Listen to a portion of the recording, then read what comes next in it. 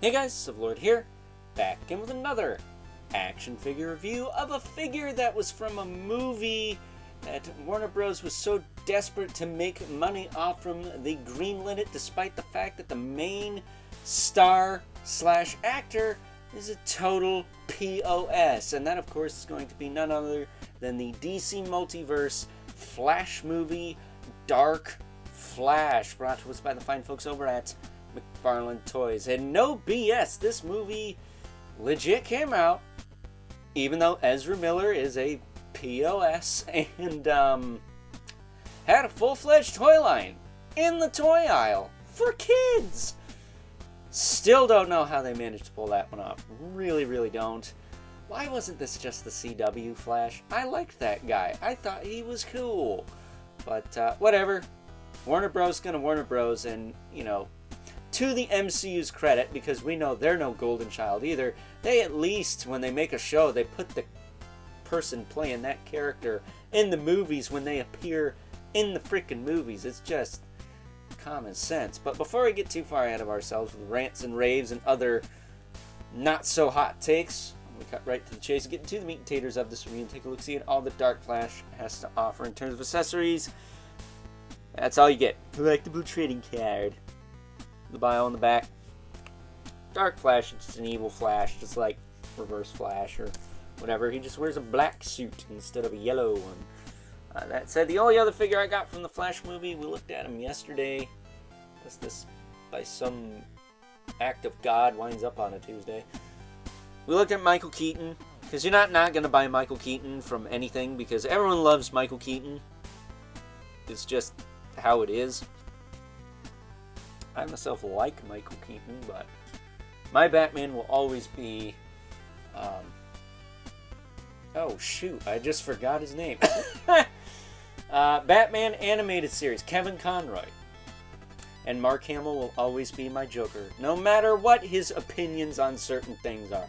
So, before I dig myself a deeper hole than I'm already in, also comes the hockey puck display stand used to sing with all McFarlane Toys releases.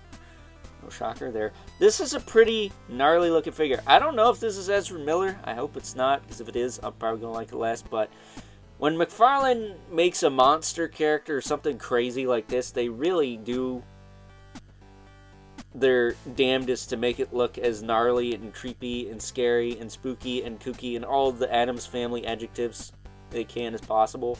And yeah, this guy is pretty all of those things. I mean, just look at all these spikes sticking out of him. He's almost like infected by the Flood from Halo or something. Or I used to play Spider-Man Friend or Foe when I was a kid, and Venom, one of his moves, he would like hunch over and all these spikes would shoot out of him. That's kind of the vibe this guy's giving me. It's almost symbiotic or whatever. He's got like one coming out of his hand like a predator over here. He's got some spikes on his legs. They're just all over the place, and surprisingly they're not like fragile. They're pretty flexible. Will they sag over time? Maybe, but they're so short I wouldn't really worry about that.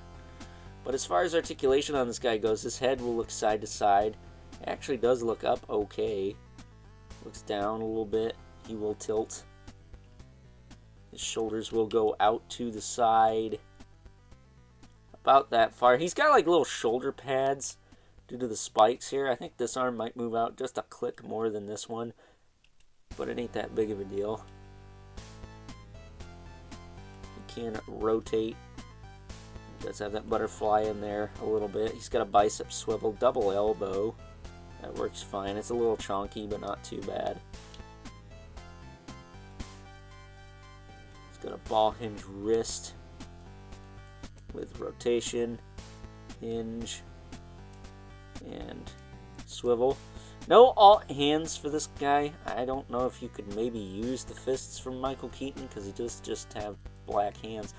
But at any rate, he can crunch forward okay, a little bit. Crunch back a little bit. He can rotate. Got a ball joint in the waist. That works pretty well. Tilt back and forth and all that good stuff. Hips will kick out to the side, back down, forward and back. Thigh cut. He's got a little on that side. What about this side? Actually, there's a bit of a thigh cut in there. I'll be damned. He does have double jointed knee, hindered by the spikes, depending on where they're at. His knees aren't all gappy either. They're just a little flat, but no gaps. So that's a plus. Then he does have a ball hinge ankle that will rotate, hinge, pivot, as well as a toe joint that is not wanting to work on this side. There we go. There's one, and then this one. That was a little easier. So that is Dark Flash in a nutshell, man. It's just a cool looking figure. Like the Michael Keaton, it was one of the last figures I got before my mom passed in 2023, so it is a bit sentimental to me, despite the fact it's from a movie that was total ass, or ayeth, if you want to say it like that. That said, if I remember correctly, the very, very last figure I ever got before Mom passed, actually, was probably the NECA Toys Brooklyn from Gargoyles, or the Marvel Legends Retro 3-inch Ghost Rider with the bike, which were actually both replacements, so do those even count? I don't know. But at any rate, I do like this figure despite its shortcomings, because also I went out and got it with my Aunt Tammy, who you guys know I love dearly, so you know, I don't get to see her very much, so when I do, I pick up something when I'm out with her.